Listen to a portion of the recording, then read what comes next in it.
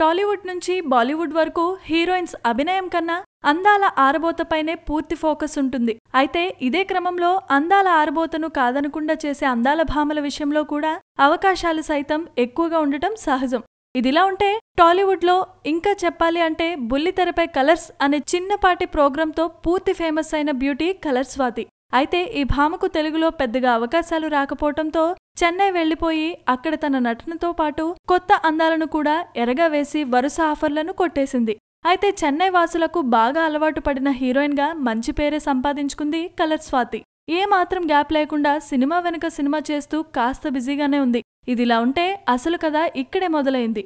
అదేంటంటే ఈ మధ్యకాలంలో కలర్ స్వాతి చేస్తున్న ఓ అప్కమింగ్ తమిళ మూవీలో తన పాత్ర చాలా వైవిధ్యంగా ఉంటుందని, సినిమాలో ఎక్కువగా రొమాంటిక్ సీన్స్ ఉండే అవకాశం ఉందని అంటున్నారట.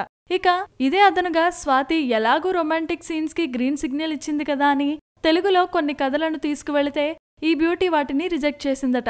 కారణం అడిగితే కోలీవుడ్ లో మాత్రమే తను రొమాంటిక్ యాక్షన్ చేస్తాను కానీ తెలుగులో అస్సలు చేయనని భారీ షాక్ ఇచ్చిందట.